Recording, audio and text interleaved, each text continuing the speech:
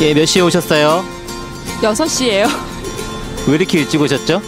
사람이 많을 줄 알고 대기할 줄 알고 기다릴 줄 알고 일찍 왔더니 제가 제일 먼저 왔네요. 노유진 정치 카페에 바라는 거 있으면 한마디 부탁드릴게요. 노회찬 의원이 이번에 국회의원 당선돼서 MB를 꼭 고발해 주시길 바라고요.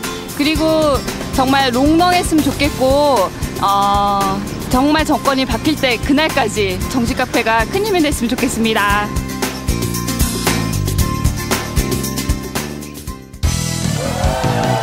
노유진의 정치 카페.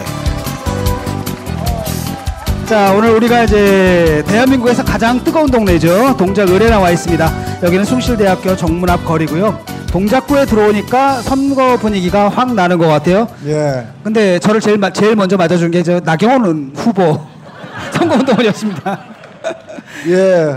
먼저 저는 오늘 이 자리에 제 개인 자격으로 나온 것이 아니라 현재 동작구 선거에 출마 중인 나경원, 기동민, 김종철 등 모든 정당들의 후보를 대표해서 여러분들을 만나러 왔습니다. 환영합니다. 예.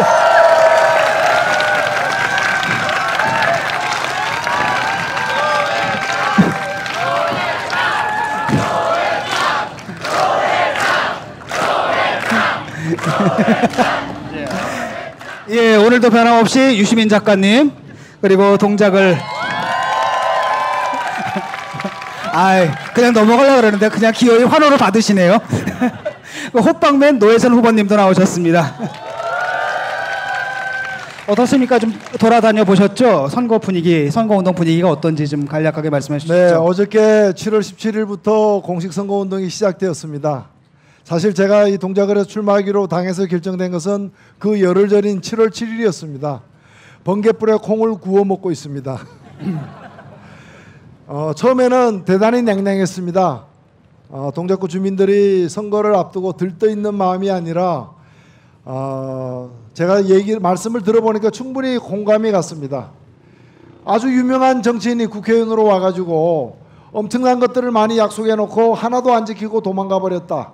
이 배신감이 팽배했고 또 모 당에서 공천 파동을 겪으면서 그 당에서 전략적으로 정하기만 하면은 동작구 주민은 기계적으로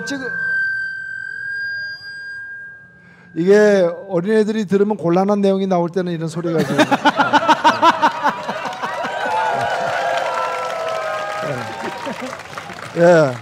예, 우리나라 정당 중에서 미성년자가 이렇게 보면 안 되는 정당들이 몇 개 있습니다. 19금 정당. 그리고 아까 말씀에 이어서 말씀드리자면은 공천 파동 때문에 정략적으로 찍어내기만 하면은 유권자들은 자동적으로 뽑는 기계란 말이냐. 이번 선거 거부하겠다. 투표 안 하겠다. 이런 상처받은 마음들을 많이 확인할 수가 있었습니다. 그래서 굉장히 저 역시도 제가 직접 연루된 건 아님에도 불구하고 불똥이 저에게까지만 튀는 듯한 그런 어려움을 많이 겪었는데 지금 조금씩 좀 진정하시고 또 치유를 해가는 과정이 아닌가. 그래서 저는 이번 선거가 무엇보다도 멍들고 상처 입은 동작구 주민들의 마음을 치유하는 것이 이번 선거의 가장 큰 목표다 이렇게 생각하고 있습니다. 예, 안녕하세요. 유시민입니다. 저 후보도 아니니까 박수 치지 마세요. 이제 여기 사실 오늘 출장을 나왔는데요. 뒤에 차들도 지나다니고 해서 아마 내일 이거 녹음해서 팟캐스트 올리면 들으시는 청취자 여러분들 시끄럽더라도 양해해 주시고요.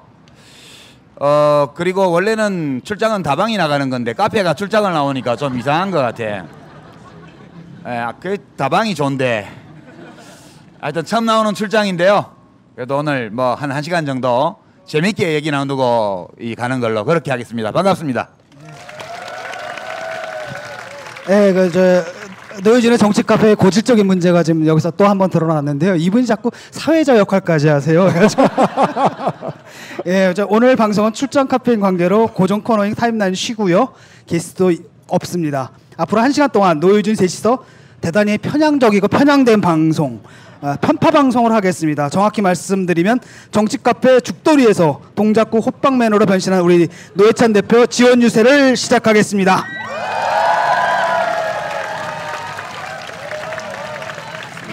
예. 자.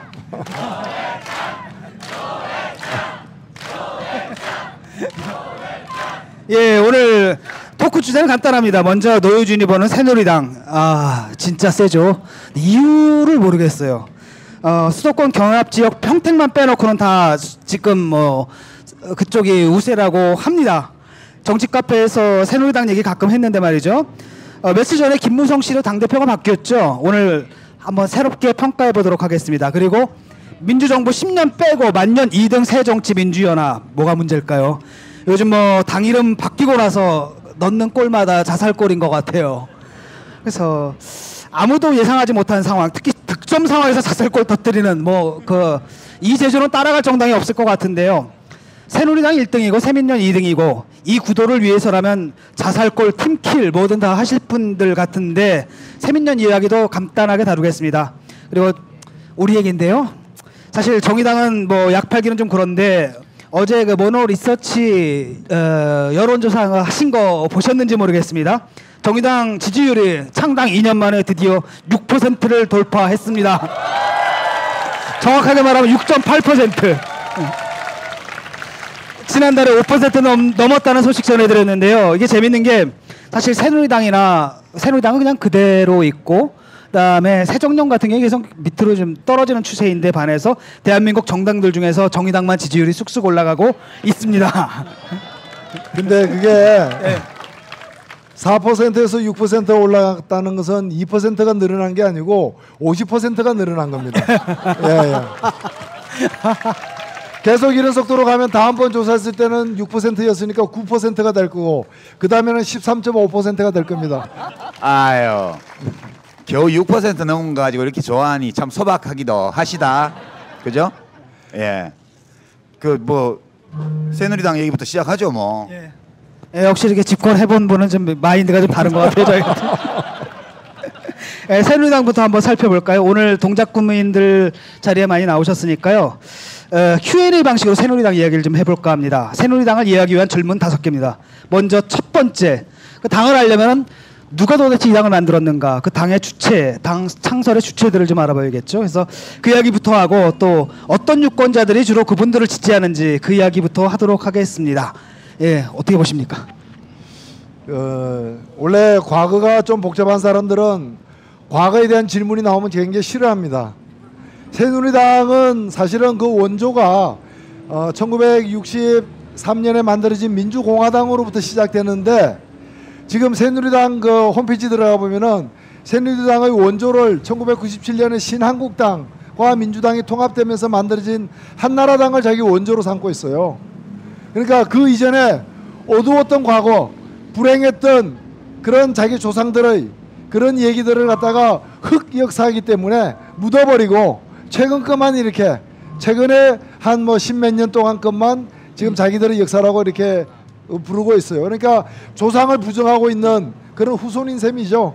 그래서 우리가 새누리당이 얘기하는 대로 한다면 한나라당부터 따져야 될 것이지만 근본적으로 따져 들어가면은 살구 혁명을 짓밟고서 그 군인들, 정치 군인들이 독재 세력들이 만들었던 민주공화당으로부터 현재 새누리당의 역사는 시작된다. 그렇게 봐야 될 것 같습니다. 예, 근데 한 가지 이해가 안 되는 게 지지율이거든요. 요즘 하는 일 보면 좀 그렇잖아요. 그럼에도 불구하고 왜 지지율은 떨어지지 않는가? 예를 들어서 새정년이죠. 새정년이 잘못하면 이게 뚝 떨어지거든요. 그다음에 저희가 잘못해도 뚝 떨어지거든요. 근데 이놈의 정당은 왜 뭔 짓을 해도 왜 떨어지질 않고 대충 그 비슷한 수준을 유지하느냐? 예, 집권해 보신 분이 있다.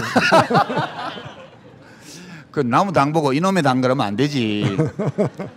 이제 우리 성경에 보면 뭐 아브라함은 이삭을 낳고 이삭은 야곱을 낳고 그렇게 시작되잖아요. 그런 것처럼 이제 공화당은 민정당을 낳고 민정당은 민자당을 낳고 민자당은 신한국당을 낳고 신한국당은 한나라당을 낳고 한나라당은 새누리당을 낳아서 오늘까지 이렇게 오게 됐는데요. 새누리당이 이렇게 강력한 이유는 빨간 조끼로 바꿔도 아무 상관이 없고요. 이름이 괴상망측해도 관계가 없어요. 그 당이 만들어낸 대통령이 배가 깔아앉아서 300명이 넘게 죽어가는데 7시간 동안 어디 있었는지를 비서실장이 모르는 그런 국정 운영을 해도 끄떡없어요. 진짜 세요. 제가 생각하건대는 새누리당이 센 이유는 두 가지라고 봐요. 첫 번째는 새누리당은 우리들 각자가 가지고 있는 물질에 대한 욕망을 부추기는 정당이에요. 우리가 가진 많은 욕망 중에 잘 살고 싶다든가 더 많이 돈을 가지고 싶다든가 남을 이겨먹고 싶다든가 이런 종류의 욕망이 가장 강력하거든요. 근데 이 당은 계속 그걸 부추겨요. 어떤 가치나 인간다움을 추구하는 게 아니고. 그래서 지난번에 정아무개 씨라고 여기 국회의원 한 분이 뭐 그분 때문에 지금 이제 보궐선거를 하게 됐는데 뭐 처음에 될 때 그 뉴타운 그거 사기 공약 해가지고 국회의원이 됐잖아요. 그 동작구 주민들이 뉴타운 되면 돈 벌까봐 찍어주신 거 아니에요. 이번에 또 나경원 후보 공약을 보니까 동작구를 강남 4구 중에 하나로 붙인대요. 이게 이제 대한민국을 미국의 50몇 번째 주로 붙이는 거하고 비슷한 발상인데요. 기본적으로 강남에 붙여가지고 강남 흉내라도 내면서 잘 살게 해줄게 이거잖아요. 이게 우리 국민들이 아주 다수가 이 욕망에 따라서 살고 있기 때문에 사실 이게 먹히는 거고요. 근데 실제 경제 운영을 잘하냐? 그건 전혀 아니죠.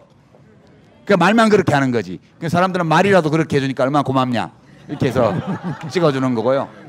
두 번째는 또 하나는 어떤 감정에 기대는 당인데요. 그 우리가 가진 많은 감정 중에 제일 강력한 게 두려움이에요. 북한에 대한 두려움, 북한에 대한 증오감, 북한에 대한 혐오감 이것을 계속 조장해서 이제 자기들 편을 안 들어주면 종북이다, 북한 편이다 이렇게 박해를 당할지 모른다는 공포감을 심어줘서 표를 모으는 당이에요. 그러니까 욕망 중에 가장 강한 거, 감정 중에 가장 강력한 거, 이 두 가지를 토대로 하는 정당이기 때문에 이런 보궐선거가 있으면 후보로 나온 사람은 욕망을 부추기고 막 개발할게 뭐 할게 이렇게 순사기지만 그렇게 하고, 정당은 계속 이 분단국가에서 70년을 살아왔는데 계속 북한에 대한 증오감, 반감, 혐오감, 적대감 이런 걸 부추겨서 표를 얻고, 그래서 제일 강력한 거고요.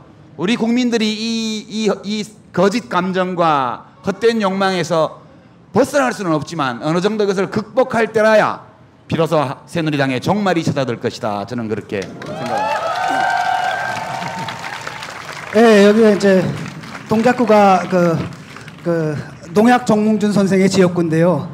근데 굉장히 그 중요한 부분이 뭐냐면 이제 강남 4구하고 그 다음에 그 강북하고 투표 성향이 좀 다르지 않습니까? 근데 여기가 그 이행하는 그 중간 지점이라고 들 많이 하더라고요. 그래서 굉장히 중요한 선거인 것 같은데, 이때까지는 일단 우리가 새누리당의 과거 또는 본질에 대해서 얘기를 했다면은 앞으로 미래에 대해서 얘기해야 될 것 같습니다. 박근혜 정권 좀 2기 내각이 시작됐고요.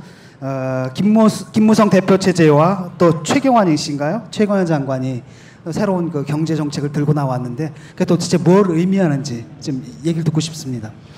예, 저는 뭐 지금 새누리당의 본질에 대해서 또 그 특징에 대해서는 우리 유시민 작가께서 잘 말씀을 해주셨는데, 그럼 이 정당이 앞으로 어떻게 될 것인가? 아마 여러분들은 저런 정당은 이제 없어져야 되는 게 아니냐 이런 바람을 또는 희망을 갖고 계신 분들도 많을 텐데 왜 잘 안 없어지는 것인가? 뭐든가 저는 그렇게 생각합니다. 이 사물이라는 것은 아무리 잘못되어도 그것을 대체할 다른 튼튼한 대안이 나올 때까지는 생명을 갖다가 유지할 수밖에 없는 겁니다. 예를 들면 지역감정이 문제가 있다 하더라도 지역감정은 홀로 없어지지 않습니다. 다른 건강한 어떤 분별의식 또는 기준 이런 것들이 생겨야 지역감정 같은 것도 점점 도태되는 것이거든요. 그러니까 새누리당은 언제 없어질 것인가? 정답은 좋은 정당이 나타날 때 없어진다. 좋은 정당이 나타나지 않으면은, 제대로 된 정당이 나타나지 않으면은 이 낡고 문제 많은 새누리당은 그럼에도 불구하고 계속될 것이다라는 점에서 저는 무조건 새로운 정당이 다 좋은 정당은 아니겠지만은 기존의 정당들로서는 새누리당을 대체하지 못하고 있다는 것이 이미 매번 선거에서 또는 매번의 여론조사에서 확인되고 있는 것이 아니냐는 점에서 새누리당을 대체할 새로운 좋은 정당을 어떻게 만들 것인가, 어떻게 또 좋은 사람들을 길러낼 것인가, 좋은 정치를 담아낼 것인가가 이제 우리 국민들의 뜨거운 관심사가 돼야 된다. 눈앞에 놓인 것만 가지고서 판별해서는 안 된다 이렇게 생각됩니다. 예, 지금 사실 박근혜 정권 들어와가지고 한 일이 없거든요. 작년 1년 생각하면 계속 국정원 얘기했어요. 국정원 하다가 올해 들어오니까 또 세월호예요. 그렇죠? 그 다음에 또 생각나는 건 뭐냐면 장관들 낙마하는 거. 그러니까 국민의 정부 때 2명 낙마하고 참여정부 때 2명 낙마하고 MB 때 5년 동안 10명 낙마했잖아요. 근데 지금 1년 반도 안 됐는데 벌써 10명 낙마하는 그거밖에 기억이 안 나는데 그럼에도 불구하고 지금 지지율은 이렇게 많이 떨어지긴 했지만 우리가 생각하는 이상으로 좀 떨어지지는 않는 것 같고요. 지금 그러다 보니까 이쪽에서 좀 새로운 카드를 내놓는 것 같아요. 좀 전에 얘기했듯이 그 욕망을 부추기는 카드. 지금 주택담보대출 비율이라든지 이런 걸 70%로 올린다고 하는데 한마디로 경제를 활성화시켜서 우리가 뭐 경제를 살린다라는 느낌을 좀 주고 싶어 하는 것 같습니다. 그런데 사실은 결국 그게 뭐냐면은 빚내서 집 사라 이런 얘기거든요. 그래서 앞으로 그 박근혜 사실 그분인 것 같아요. 그래서 그 경제 정책의 그 미래라고 해야 될까요? 이런 부분에 대해서 좀 말씀해 주시죠. 집권층. 예, 그 최경환 경제부총리가 들었었는데, 이제 지금 임명받자마자 하는 소리가 DTI하고 LTV, 그러니까 집값의 뭐 한 50%까지밖에 지금 대출을 안 해주던 거를 이제 풀고, 또 자기 소득이 이 사람마다 다르니까 소득의 일정 비율만큼만 이제 대출 총액을 규제하든 그거를 이제 돈을 막 빌릴 수 있게 한다는 거예요. 이제 경제를 살리려고 그런다는데 그렇게 해서 사라지기도 해요. 경제가 어떨 때는. 근데 지금은 아니에요. 왜 그러냐 하면 지금 주택 경기, 건설 경기, 부동산 경기가 나쁜 게 집값이 안 올라갈 거라는 예측이 있기 때문에 그렇거든요. 집값이 안 올라갈 거기 때문에 사람들이 집을 안 사요. 그러니까 집을 사지를 않고 지금 샀다가 나중에 떨어지면 손해니까 전세나 월세를 찾는단 말이에요. 그러니까 집을 살 수 있는 사람은 돈이 엄청 많은 사람들인데 그런 사람들은 이런 규제가 없으면 실제로 자기 돈을 조금 가지고 집을 살 수 있죠. 그러면 수요가 늘어서 이제 주택 경기가 오르고 이렇게 일시적으로 경기 부양이 됩니다. 근데 지금은 해당 사항이 없어요. 집값이 오르지 않을 거라는 전망이 압도적이기 때문에 그걸 풀어도 경기는 안 삽니다. 근데 풀어놓으면 나중에 혹시 무슨 일이 생겨서 경기가 활성화되고 나면 그때부터 부작용만 나타나는 거예요. 그래서 저는 이걸 보면서 진짜 정신 나간 사람들이구나 그런 느낌이 들었고요. 지금 경제를 살리는 제일 좋은 방법은 확실히 있습니다.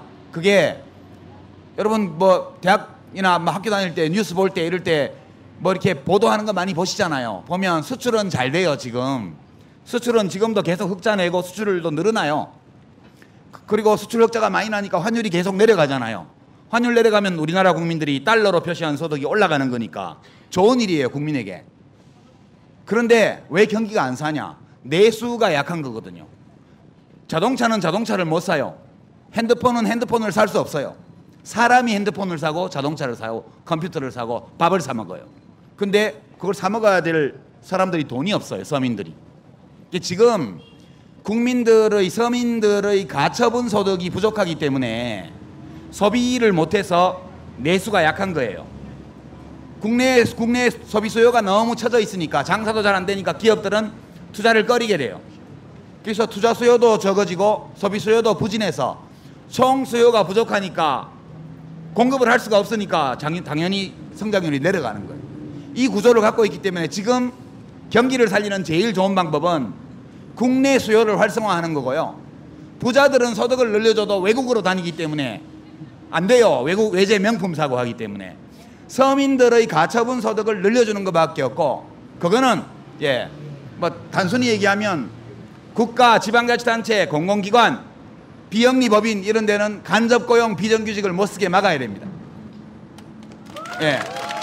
그리고 민간기업도 300인 이상 정도 되는 중견 이상의 대기업들은 간접고용을 할 수 없게 막아야 돼요.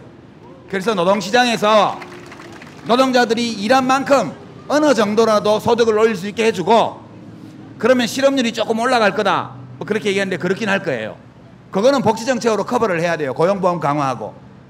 그리고 서민들을 위한 보건, 복지, 교육, 보육 쪽에 국가 지출을 늘려가지고 그걸 해주면 국민들이 소득은 똑같아도 거기 내는 돈이 줄어드니까 소비 여력이 더 생긴단 말이에요.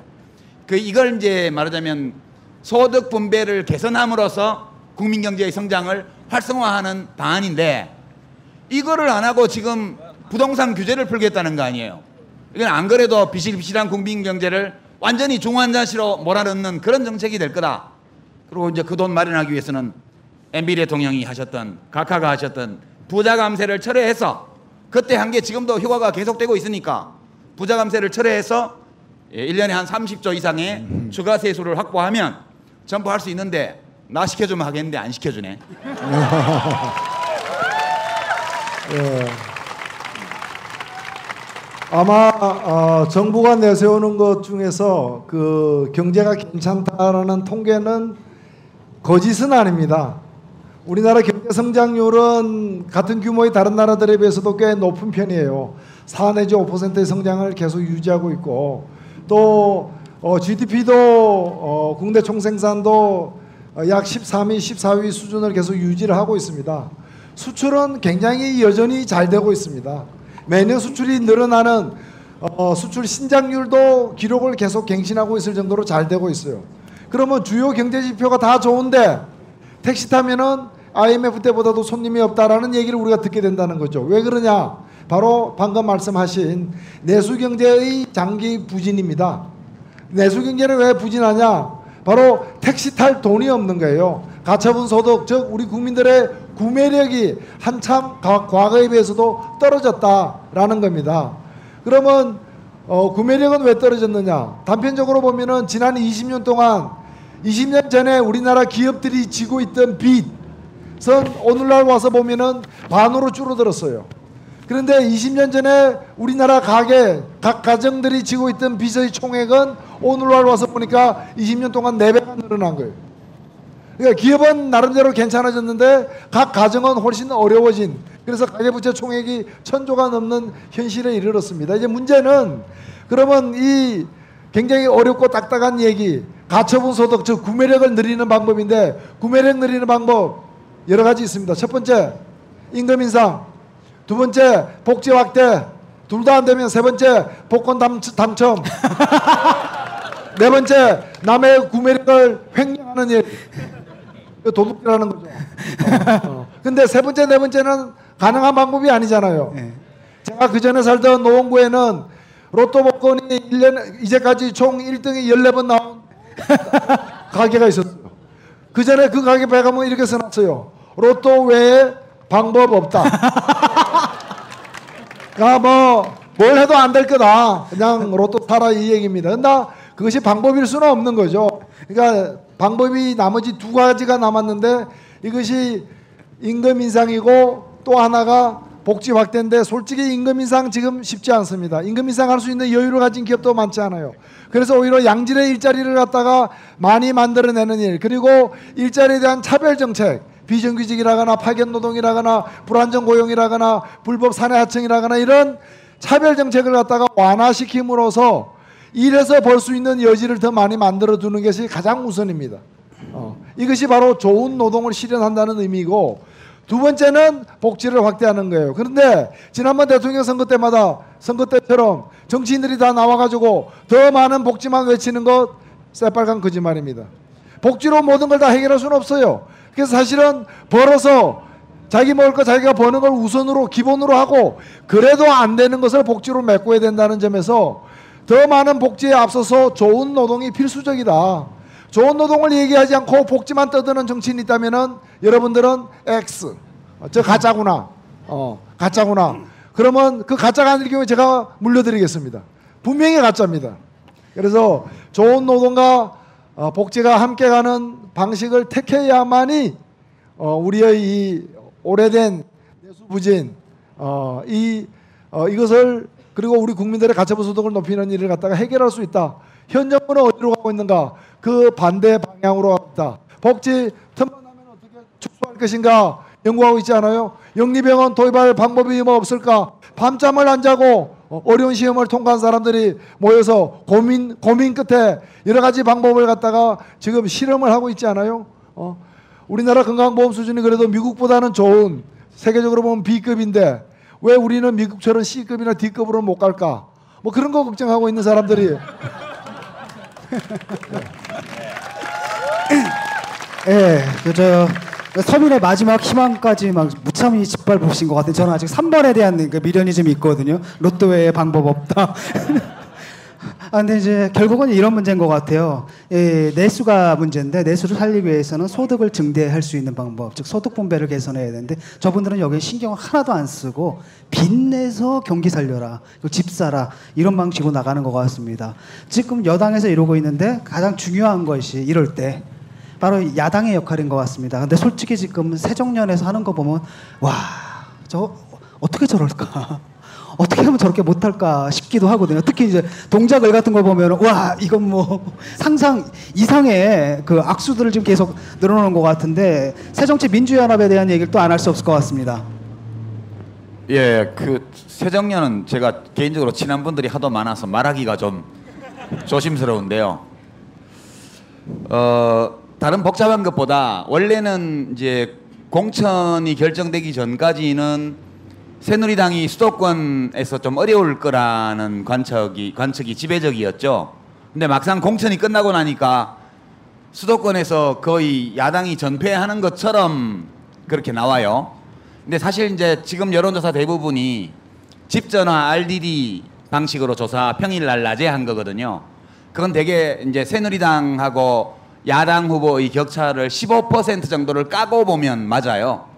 그러니까 그 조사 결과를 보면 박빙 상황이에요. 박빙. 저는 그렇게 보고 아까 인용한 그 정의당 지지율 6.8% 그것도 모노리서치에서 일반 가정전화 RDD로 한 거기 때문에 실제 휴대전화를 하면 두 자릿수 지지율이 나올 거다. 저는 그렇게 봅니다. 예, 선거 상황은 수도권은 여야 박빙으로 저는 봐요. 근데 이제 왜 새정년이 이렇게 어려워졌냐 하면 공천이 여러 가지 문제가 있었다고 얘기하지만 저는 제일 컸던 게 권은희 씨의 이 광주 광산을 전략 공천, 그게 제일 큰 문제였다고 봐요. 이게 어떤 문제였냐 하면 권은희 씨가 경찰관으로서 국회 청문회에 나와서 진실을 얘기했다고 저는 생각해요. 특히 야권 지지층은 다 그렇게 생각할 겁니다. 그러니까 그 권은희 씨의 진실을 밝히려는 용기, 의지, 그 다음에 법정에서 진실을 증언한 것, 이런 것들은 우리 사회 전체의 귀한 자산이잖아요. 우리 모두의 것이에요. 근데 그거를 민주당이 나가면 거의 무조건 당선되는 지역에 전략공천을 했다는 거는 동네 사람들이 함께 쓰는 우물 있는데 그 우물에 울타리를 치고 내 거야 라고 말한 거하고 비슷하다고 저는 봐요. 그러니까 큰 길가에 있는 그 포장도로에 포장을 퍼다가 자기 집 대문 앞에 깔은 거죠. 그러니까 공동의 자산을 민주당이 아무 상의도 하지 않고 허락도 받지 않고 지 마음대로 자기 것으로 사유화해버렸다. 이런 느낌이 들기 때문에 지지율이 확 가라앉은 거라고 저는 보는데 안 그래요? 예, 그냥 사표 냈으니까 한 2년 있다가 수도권에서 뭐 공천 줬으면 되잖아요. 안 그러면 비례대표를 주든가요. 진짜 권은희 씨의 용기를 높이 평가했다면 조금 더 자연인 권은희로서 진실을 위해서 더 힘있게 싸울 수 있도록 돕고 그 싸움이 끝난 다음에 예우를 해서 비례대표 1번이나 3번이나 이렇게 딱 주면 국회로 그냥 가잖아요. 근데 뭐이가 급해가지고 이렇게 딴 데도 아니고 광주시에 그렇게 전략공천을 한다는 것은 공용재산을 사유화한 것이다. 부당하게. 그것 때문에 어려워졌다. 저는 그렇게 생각해요. 이게 예. 예, 얼마 전에 지난 4월 12일 날 이제 세월호 참사가 있었습니다. 지금도 그 가족들이 어찌 보면 온 국민들이 위로하고 배려해야 될 그 가족들이 오히려 국민들을 대신해서 지금 단식하고 농성하고 안산에서 국회까지 이렇게 걸어서 가는 행진을 할 정도의 상황이 되었습니다. 사실 세월호 사건만큼 우리 현대사에서 많은 국민들을 이렇게 긴 기간 동안 분노와 충격에 빠뜨린 사건은 별로 없었을 것입니다. 그런데 세월호 사건에서 우리 국민들이 가장 분노한 게 뭡니까? 그 무책임하기 짝이 없는 선장, 탐욕스러운 청해진 기업, 그리고 그를 둘러싼 관피아들의 횡포, 여기에 분노하지 않았습니까? 저는 바로 우리 국민들이 지금 새누리당을 보고 있는 심정이 바로 그 선장과 무책임한 선장과 그 기업, 청해진 기업을 보는 것하고 같다고 생각됩니다. 그럼 새정치민주연합은 어떻게 보고 있는가? 바로 해경입니다. 해경. 그런 사고가 났다 하더라도 마지막 기회는 있는 거 아니에요. 한 번의 기회는 있는 거 아니에요. 해경이 제 역할을 했다면은 그 아까운 목숨들을 구할 수는 있었을 거 아니에요. 근데 해경이 한 짓이 뭡니까? 헬리콥터로다가 뭐 상관 나르고 가서는 빙빙 돌기만 하고 자기들은 배에 올라타지도 않고 탈출해라는 방송도 하지 않고 제 할 일을 제대로 못했던 해경들의 모습에서 많은 사람들이 분노는 더 커졌고 상처도 더 깊어졌습니다. 그것이 바로 저는 현재 제1야당을 바라보는 우리 국민들의 심정하고 똑같다라는 거죠. 근데 문제는 해경을 보고서 더 화가 났던 우리 지난 4월달 5월달 그때처럼 제1야당의 모습에서 더 많은 사람들이 더 많은 화를 내고 있는 게 오늘의 그 지지율로 표현되고 있는 게 아닌가 그렇게 생각이 됩니다. 예.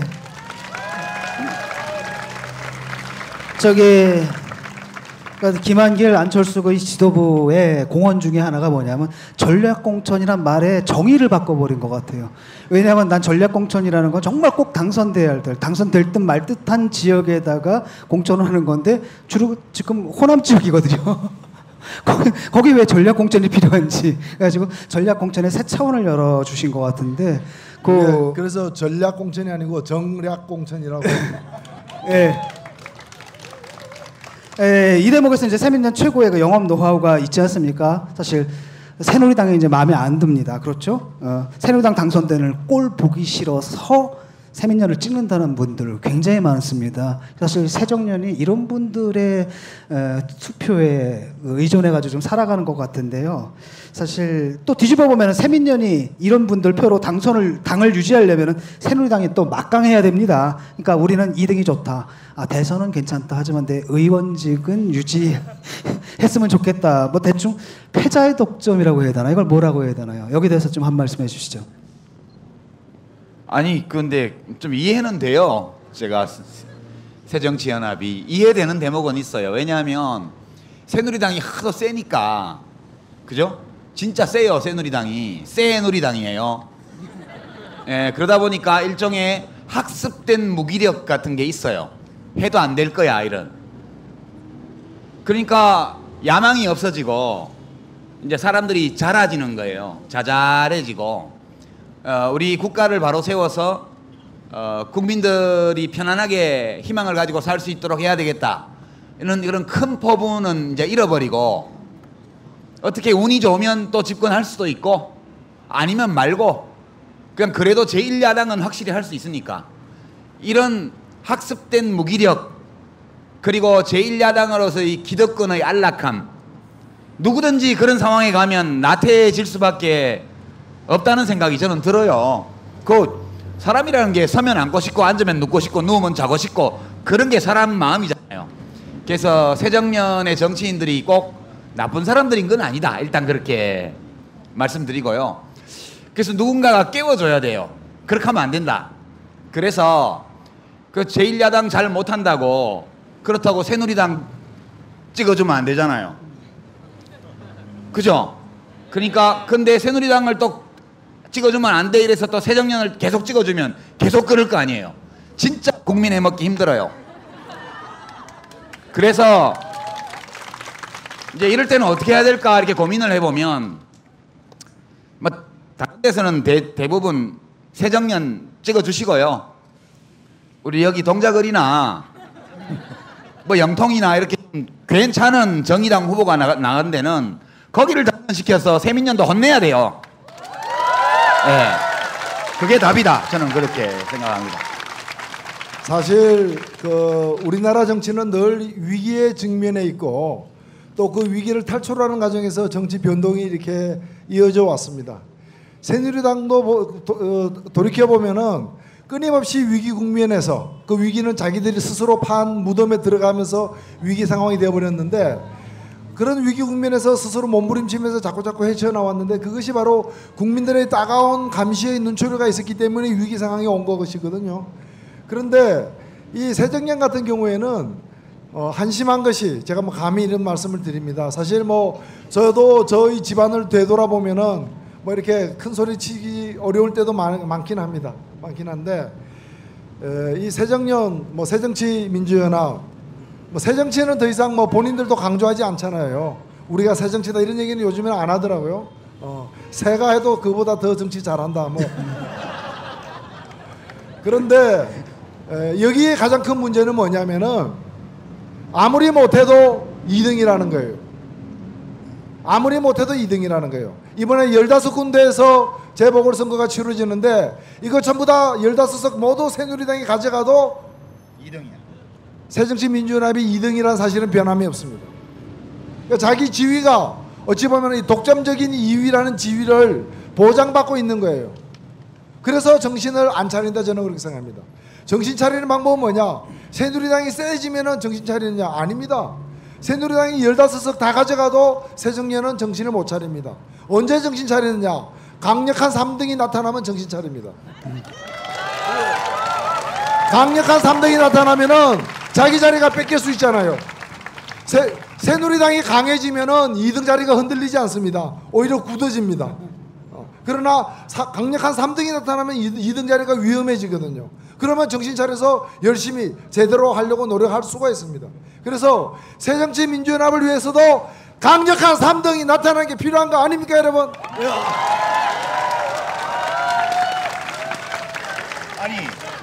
아니 정의당이 그 말이 이상하다. 그러면 정의당이 무슨 새정년 잘 되라고 있는 당이야? 아 그런 효과도 있다는 거죠. 저희들이 원하지는 않지만 저희들이 원해서 그런 건 아니지만은 네. 정의당이 제 여당으로 가는 길에서 원하지 계획하지는 않았지만 인생이 다 계획대로 됩니까? 계획하지는 않았지만은 이루어지는 일 중에 하나가 새정치민주연합이 정신 차리고 강화되는 것이다. 저는 그렇게 생각합니다. 예.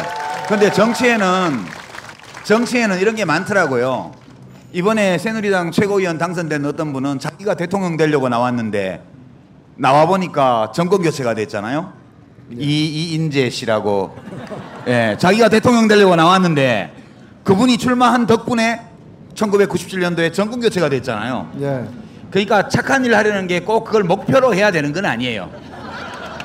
그러니까 만약 뭐 노회찬도 당선되고 천호선도 당선되고 막 곳곳에서 정의당 후보가 당선됐다 그러면 그게 목표인데 긍정적인 부작용, 바람직한 부작용으로 새정치민주연합이 정신을 차리는 그런 긍정적 부작용도 있다.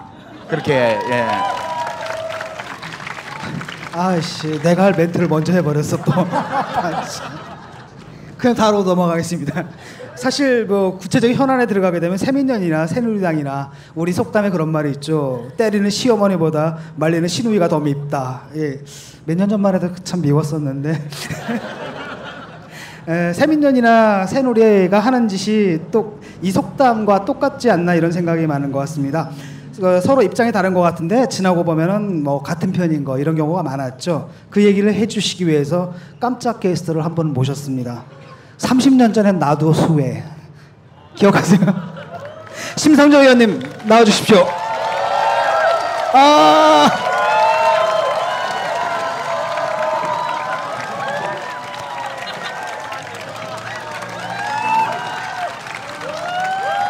마이크 떼서.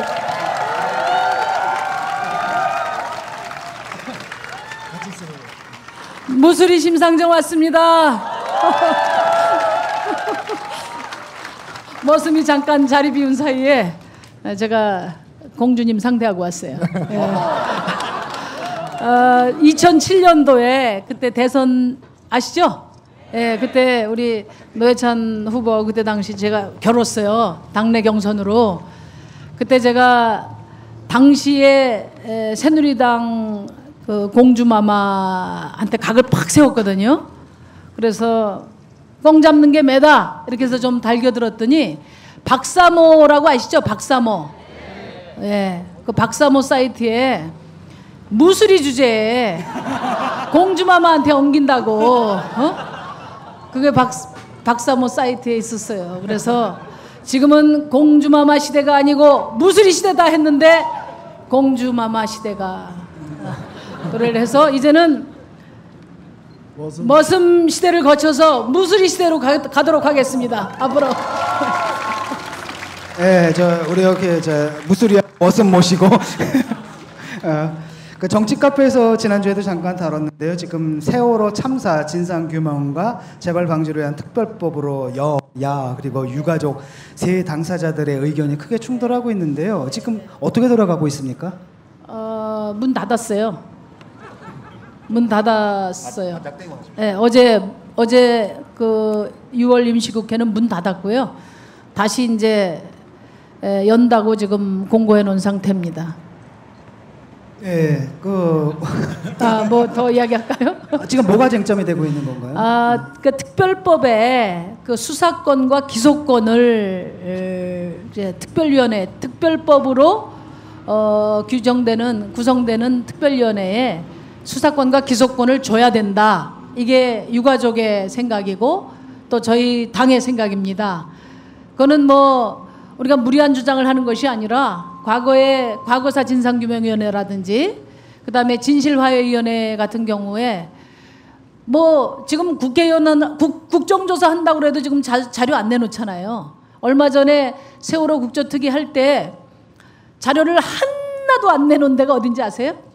네, 그래요. 청와대가 앞장서서 보이콧 하니까 그 밑에 자료 내놓을 부처가 없습니다. 그러니까 그런 정도인데 수사권 없이 이 특위가 구성된들 과연 어떤 진상규명이 가능하겠냐. 그런 점에서 수사권을 반드시 포함시켜야 된다는 게 생각입니다. 근데 지금 문제가 되는 게 뭐냐면은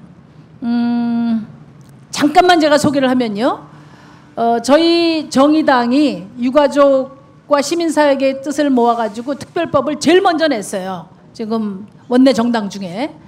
그런데 그동안에 아무 소리 없다가 갑자기 청와대 가서 양당 원내대표들이 가가지고 16일 날 무조건 두들긴다 이렇게 결정을 하고 와가지고는 그래가지고는 양당이 어디 가서 숨어가지고 뭐 숨었다고 해도 과언이 아니에요. 비공개로 문 잠그고 이렇게 협상을 시작을 했어요. 그래서 저는 이 내용보다도 세월호 특별법의 취지가 뭐냐. 일반 시민의 눈으로 국민적인 에너지를 모아서 진짜 진실을 한번 밝혀보고 다시는 이런 일이 재발되지 않도록 국민들이 직접 나서보자. 그게 세월호 특별법의 취지거든요.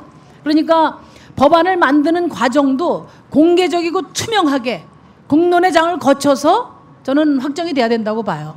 이런 특별법이 아니고 일반법도 지금 법 절차가 어떻게 되어 있냐면 제정을 하는 제정법의 경우에는 다 공청회 해요. 전문가 부르고 이해 당사자들 불러서 CCTV 가려보고 그 다음에 공개적으로 또 상임위에서 토론하고 이렇게 해서 법을 정하는데 하물며 특별법은 정말 특별한 공론화 과정이 필요한데 그게 생략된 채 양당이 문 걸어 잠그고 합의를 시도할 때부터 이건 첫 단추가 잘못됐다.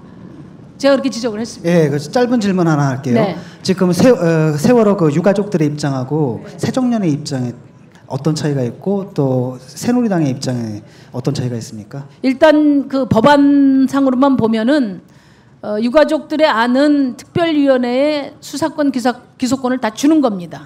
그러니까 특별위원회 안에 특검을 임명하는 거예요. 특위위원 중에 특검을 임명하는 거죠. 그런 거고 새정치민주연합의 안은 그거는 특검과 연계하고 지금 특검법 있잖아요. 상속특검법을 연계하고 특위 안에는 사법경찰관의 권한을 부여하는 겁니다. 기소는 못하게 돼 있고요. 그다음에 저희 안에는 지금 상설특검을 말하자면 수사권 기소권을 다 특위에 주는 그런 안으로 돼 있습니다. 근데 지금 이제 그 유가족들이 뭐 무늬만 특검법은 절대 수용할 수 없다 그러고 단식을 들어가다 보니까 지금 이제 새정치민주연합이 어쨌든 말로는 수사권 기소권을 지금 주장을 하고 있는 그런 상태입니다. 제가 조금만 이제 밖에서 보는 입장에서 보충을 하면 이 새누리당이 이 유가족들과 정의당에서 요구하는 그 수사권 기소권을 다 가진 특별조사위원회 그거를 안 받아들일 것 같아요. 저는 그렇게 봐요. 협상을 해서는 이게 불가능할 거라고 봅니다. 왜냐하면 우리 정치카페에서 지난번에 다뤘는데요. 대통령 비서실장이 사고 났을 때부터 오후 4시에 중대본 대통령이 방문했을 때까지 그 7시간 내외의 시간 동안 대통령이 뭐 했냐? 어디 있었느냐라는 질문에 대해서 비서실장이 모른다고 얘기를 했잖아요. 그래서 제가 지난번 방송 때 그건 모르는 게 아니고 아는데 말할 수 없는 거다. 그렇게 이제 제가 추측을 했어요. 이제 세월호 사건 조사라는 건 두 가지예요. 첫 번째는 사고가 난 원인을 규명하는 거예요. 두 번째는 사고가 나고 나서 못 구한 원인. 그거예요. 지금 우리가 범인도 찾아야 되지만 범인을 찾는 것보다 더 중요한 것은 원인을 찾는 거예요. 지금 보면 유병헌 씨 잡으러 다니고 선장 구속하고 범인 다 찾은 것처럼 얘기하는데 국가가 해야 되는 거는 국회가 해야 되는 거는 원인을 규명하는 거예요. 그러다 보면 왜 못 구했냐? 이 문제와 관련해서 누가 지휘를 했냐? 어디서 지휘를 했냐? 그리고 국가 공권력 운영의 최고 책임은 청와대에 있는데 청와대 대통령 비서실이나 대통령이 대통령으로서 청와대로서 해야 될 마땅한 행동을 했냐 안 했냐? 이게 굉장히 중요한 거라고요. 원인 규명과 관련해서. 이걸 수사권을 줘서 조사를 하게 되면 청와대 직원들이 다 불려가서 조사를 받아야 돼요. 그러면 박근혜 대통령이 7시간 동안 어디 있었는지를 말 안 할 수 없다고요. 경호실에 서류 조사하면 다 나와. 조사하면. 이것 때문에 저는 새누리당이 이걸 안 받아들이는 거라고 생각해요. 그래서 이 문제를 풀려면 박근혜 대통령이 결단해야 저는 그렇게 봅니다. 특검 후보 말씀이었습니다. 예. 이제 마지막 주제로 넘어가겠습니다. 가장 본론이기도 하고요. 뭐 새누리나 새정치 뭐 새누리나 또 새정치를 내거서면서 한참 뭐 주가를 올렸다가 오래도 못 갔습니다. 바로 이제 거품에 빠져버린 새정년이나 국민의 신뢰를 얻는 데 이제 실패한 상황인데요. 바로 지금 대한민국의 고민을 이해하고 해결하지 못하는 문제인 것 같습니다. 자, 우리 사회 지금 여기까지 왔는데 가장 큰 숙제가 뭔지, 정치적으로 해결해야 할 가장 중요한 의제가 뭔지 좀 말씀해 주시죠. 예, 제가 이 동작을 구에 보궐선거 출마하기 위해서 이제 왔을 때 여론조사를 해봤습니다. 동작구 주민들이 지금 국회의원 선거와 관련해서 정치권에게 바라는 가장 큰 해결 과제는 무엇인가 여론조사를 해보니까 첫 번째가 관피와 척결 및 부패 청산, 두 번째가 민생경제 해결 뭐 이런 순으로 나왔어요. 아마 우리가 다 좀 짐작한 그런 수순이었는데 저는 그 유명한 우리 도올 김용옥 선생께서 조선민족의 가장 오래된 큰 숙제는 반부패, 부패 청산이다 이렇게 얘기한 부분이 생각이 납니다. 지금도 박근혜 대통령 지지율이 뭐 50%다 48%다 이렇게 얘기하지만은 작년 말에 OECD가 공식적으로 OECD 가입국 전체를 대상으로 조사한 바에 따르면 대한민국 국민들의 대한민국 정부에 대한 신뢰도는 24%에 불과합니다. 24%. 국민 중에서 76%가 정부 못 믿는다 이거예요. 근데 여기서 정부라는 것은 행정부만 얘기하는 것이 아니라 공권력 전체를 가리키는 겁니다. 국회까지 포함해서 법원 포함해서 못 믿는다 이거예요. 못 믿는 가장 큰 이유는 뭐냐? 공정하지 못하고 그리고 부패했기 때문입니다. 이게 OECD 평균이 48%고 가장 높은 스웨덴 같은 경우에는 신뢰도가 80%가 높아요. 국민들이. 그만큼 이 부패 문제가 가장 큰데 저는 이 정의당에 대한 요즘에 관심과 지지가 올라가는 것 자체가 이 부패 척결에 대한 어떤 의지와 기대 정의당에 몰리고 있는 게 아닌가. 정의당의 수치가 바로 한국에서 정의의 그 척도가 아닌가, 저는 그렇게 생각합니다. 그래서 정의당 지지율이 높아지면 한국의 정의가 그만큼 더 살아날 것을 저는 확신하고 있습니다. 예. 그 지금 노회찬 후보죠. 지금 후보님이 얘기한 그에 연결해서 제가 오기 전에 이제 동작을 재선거 후보들에 대한 뒷조사를 좀 하고 왔거든요. 이게 뒷조사를 딴 데서 한 게 아니고 선거관리위원회 홈페이지에 후보들이 올려놓은 이제 대표 공약 5개 이거를 비교를 좀 해봤습니다. 지금 이제 노회찬 후보 말씀이 동작 구민들이 여론조사에서 제일 시급한 국가적 과제로 꼽은 게 특권, 부당한 특권, 관피아 이런 회피아 이런 부당한 특권의 청산 그리고 부정부패의 척결 이거라고 그러시잖아요. 그래서 노회찬 후보의 1호 공약이요. 민관합동 관피아 청산위원회 법제화 이게 1호 공약이에요. 2호 공약은요. 2호 공약은 그 아까 이제 경제를 살리는 방법에서 말씀하셨는데 최저임금 인상, 최고임금제 도입, 예, 동일노동, 동일임금 법제화 이런 거예요. 그다음에 3호 공약이요. 예, 어제도 오늘인가요? 어제인가요? 벌써 그 소방 헬기 추락해서 광주에서 5분이 돌아가셨잖아요. 3호 공약이 소방관 처우 및 처우 개선과 구조 장비 현대화 이게 3호 공약이고요. 4호 공약이요. 부자 감세 철회 사회복지세 도입. 예, 5호 공약이 범죄 예방 도시 디자인과 아동 어린이 안전벨트. 예. 이렇게 이제 공약을 했습니다. 그러니까 지역 공약은 맨 마지막 5번에 집약되어 있는데요. 근데 지금 나경원 후보하고 기동민 후보의 이 대표 공약 5개를 제가 비교를 해봤는데요. 여기에는 입법과 관련된 공약이 하나도 없어요. 여러분 지금 이건 무슨 선거예요? 국회의원 선거잖아요. 근데 나경원 후보 1호 공약은 강남 4구 동작구를 강남 4구로 이게 1호 공약이고요.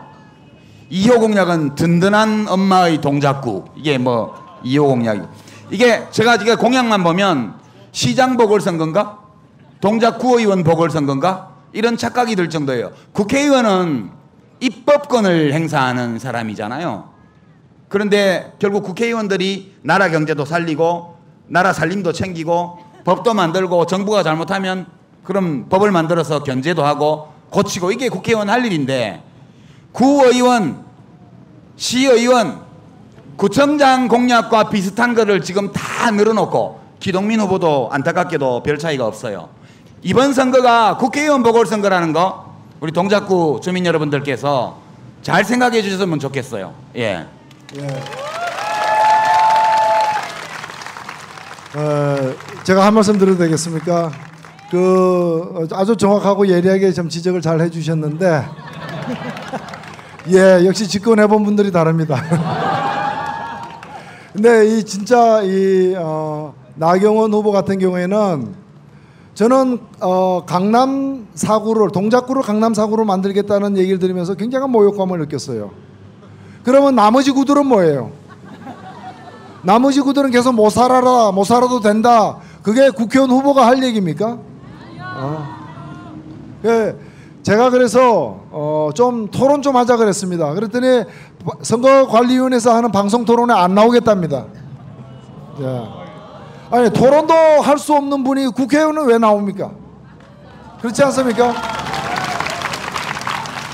그리고 제가 4대강 문제 때문에 4대강 사업을 옹호했던 나경원 후보도 4대강 사업으로 인한 이 환경재앙과 또 막대한 우리 국민의 혈세가 추가로 들어가는 데 대해서 책임을 져라, 사과해라 했는데 사과 한마디 없습니다.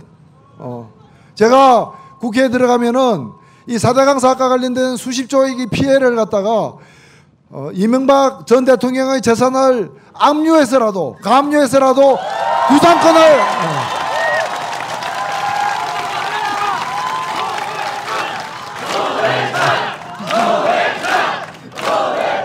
구상권을 행사하겠다고 하는데 말이 없어요. 그래서는 안 된다거나 아니면 찬성한다거나 말이 없습니다.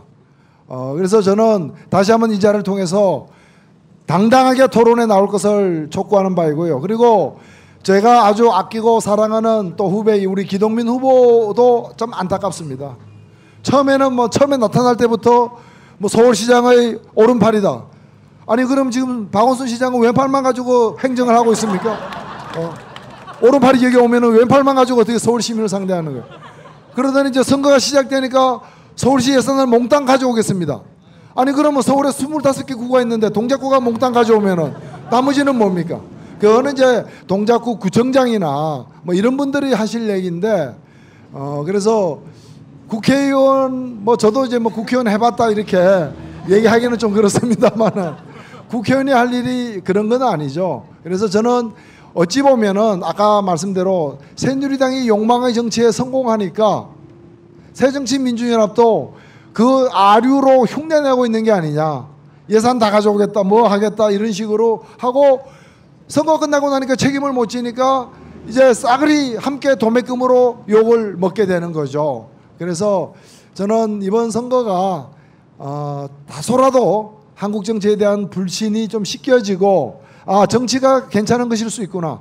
정치가 우리의 먹고 사는 문제를 제대로 해결하는 중요한 길일 수 있구나 하는 그런 희망을 안겨주는 것이 세월호 참사로 멍든 우리 국민들에 대한 최소한의 예의가 아닌가 그런 자세로 임하고 있습니다. 예. 심상정 의원님 이번 그 보궐선거의 의미를 워낙에 선수들이 말씀을 잘하셔서 근데 공약은 저는 지금까지 정치인으로 어떻게 살아왔냐 저는 그게 공약이라고 생각해요. 그렇죠 여러분? 네. 우리 장애인 이동권 그 대한민국에서 최초로 법으로 만든 데 어딘지 아세요? 누가 대표 발의했는지 아세요? 네. 노회찬 대표 발의로 2000몇 년입니까? 6년에 통과됐습니다. 또 자영업자 중소상공인 많이 떠드는데 구멍가게 하면서 그 엄청난 카드 수수료 내느라고 허리가 휘어졌어요. 작은 정당이지만 이 카드 수수료 인하 누가 만들어냈습니까? 노회찬. 심상정은 오늘 빼고 노회찬. 노회찬이 만들어냈어요. 그 다음에 우리 정의당 얘기 나오니까 한 말씀 드리죠. 7년 동안 아무도 해결하지 못한 삼성 백혈병 문제 어느 당이 해결했습니까? 어느 당이? 500명 사상자가 난 가습기 살균제 피해자 3년 동안 이 당 저 당 큰 당 두 번째 큰 당 돌아다니다 안 돼가지고 저희 사무실에 왔어요. 7살짜리가 목에 구멍을 내고 호수를 이렇게 연결하고 휠체어를 타고 왔더라고요. 그 무슨 일인지 저도 깜짝 놀랐어요.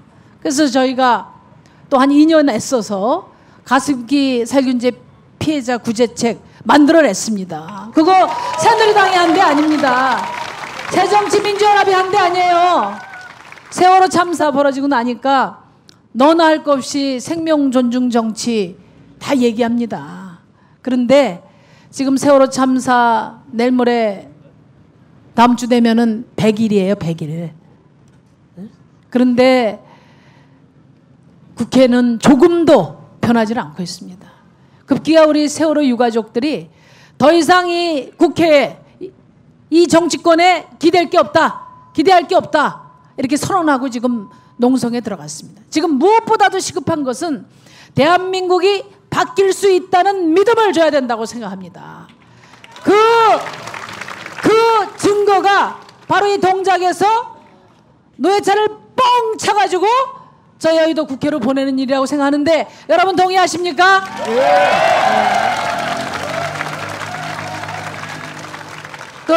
우리 노회찬 후보께서 입심은 좋으신데 자랑은 잘 못하는 것 같아요. 저희 당이 여론조사를 계속 돌려보고 있습니다. 언론에는 단순 지지율 이렇게 나와 있는데요. 단순 지지율은 당 지지율이잖아요, 그죠? 근데 우리 국민들의 바람이 뭡니까? 혁신이 무슨 말입니까? 지금 이 엄청난 물신을 야기한 거대 양당 구조의 정치, 이것 때문에 지금 우리 국민들이 크게 불신하는 거 아니에요?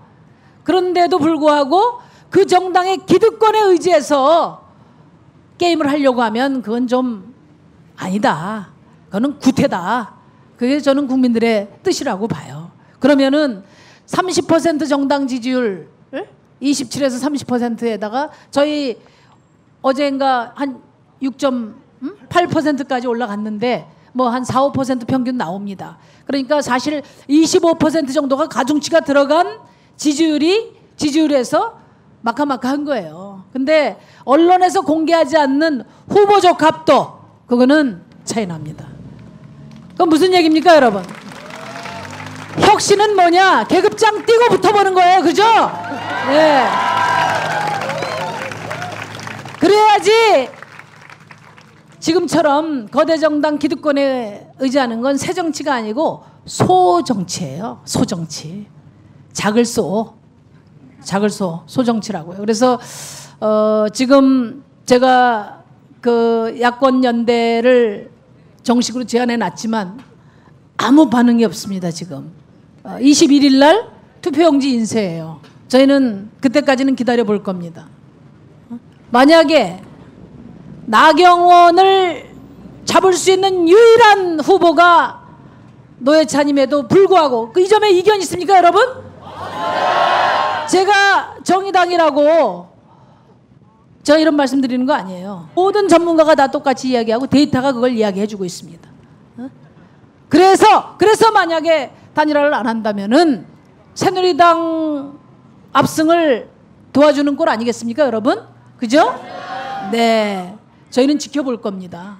저는 그런 일이 있어서는 안 된다고 생각해요. 저 오기 전에 새정치에 대해서 우리 유 대표께서 뭐 열심히 지론을 말씀을 하셨는데 저는 이번 영통도 제가 이야기할까요? 영통도 단순 지지율에서는 조금 밀리는 걸로 나오지만 후보적 합도에서는 솔직히 마카마카입니다. 마카마카예요.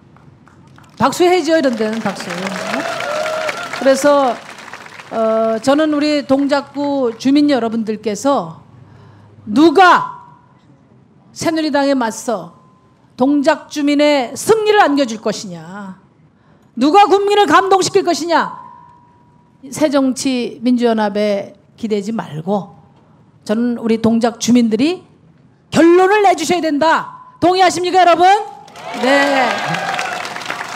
만약에 이 동작 우리 주민 여러분들이 그런 결단을 해주신다면 대한민국 정치는 확실하게 정치교체의 길로 들어서는 겁니다. 그 위대한 과업을 우리 동작 국민 여러분께서 반드시 이루어주실 것으로 생각합니다. 그게 바로 정치혁신입니다, 여러분. 감사합니다. 네. 우리 심정 의원님이 재선하시더니 말씀이 또 초선택하고는 또 업그레이드가 또 되셨어요. 제가 이제 끝낼 시간이 아마 다 된 것 같아서 이제 노회찬 후보께서 당선돼서 이제 여의도 가실 거니까 가시면 선거법 개정안 하나 대표 발의해 주세요. 예. 그 재보궐선거가 불가항력적인 원인 때문이 아니고 특정한 정당의 소속으로 당선된 현역 의원에게 귀책 사유가 있는 그런 이유로 재보궐선거를 치르는 경우에 그 책임이 있는 그 사람이 속해 있는 정당은 후보를 거기 공천하지 못하도록 법을 만들어야 돼요. 이게 뭡니까, 이게 도대체? 예. 예, 방금 전적으로 동의하고요. 지금 말씀하신 그 내용이 새정치민주연합이 지난 3월 2일 날 창립될 때 당헌에 반영된 겁니다. 그런데 지금 수원 권선 선거는 새정치민주연합 국회의원이 비리로 의석을 잃었기 때문에 치러지는 선거인데 자신의 당헌도 안 지키고 지금 후보를 낸 셈이에요. 그것도 제가 지적하고 싶고요. 저는 이번 선거가 특히 동작구 구민들에게, 그리고 또 다른 지역도 마찬가지입니다만은 새누리당에 대해서 새누리당을 심판하는 선거입니다. 그렇죠? 네. 그리고 새정치민주연합에 대해서 경고를 보내는 선거입니다. 그렇죠? 네. 둘 다 이루려면 어떻게 됩니까? 노회찬이 당선돼야 됩니다. 새누리당 의원이 후보가 당선되면 심판을 못하는 것이고 새정치민주연합 후보가 당선되면 경고를 못 보내는 것이기 때문에 둘 다 이루기 위해서는 이 정의당, 천호선 후보, 노회찬 후보 이런 사람들이 당선되는 거다. 여러분 그렇게 생각하십니까? 그래서 제 호가 완주입니다. 근데 두 가지 경우가 있는데 단일화 저희들이 제안한 21일까지의 단일화에 응해올 경우에는 제가 단일 후보가 될 것이기 때문에 당연히 완주해서 승리하는 것이고 그때까지 응하지 않으면 할 수 없이 완주하는 것이고 그래서 제 호는 변함이 없을 것이다. 이걸 이 자리에서 분명히 밝혀둡니다. 그리고 어떤 경우에도 이번 선거는 공주냐 머슴이냐 지금 동작 국민들에게 필요한 게 또 한 명의 공주냐 아니면 일 잘하는 머슴이냐 이상 머슴이 말씀드렸습니다. 예, 알겠습니다. 오늘 우리 정치의 주역인 거대 정당들 이야기 그리고 2주도 남지 않았죠. 730 재보궐선거 이야기 나눠봤습니다. 여러분들이 이번 선거에서 누굴 찍어야 할지 선택을 하시는데 도움이 좀 되셨길 바랍니다. 새누리당 새정치의 그 기득권 정치였죠. 여기서 이제 새로운 정치적 상상력이 펼쳐지길 바라고요. 또 그러다 보면은 새정년이 정신을 차리는 본의 아닌 부작용도 생길 수가 있다는 점 염두에 두시고요. 무수리가 너무 외로워요. 머슴 보내주세요. 예, 공주냐 머슴이냐. 예, 오늘 여기서 방송 마무리하도록 하겠습니다. 감사합니다.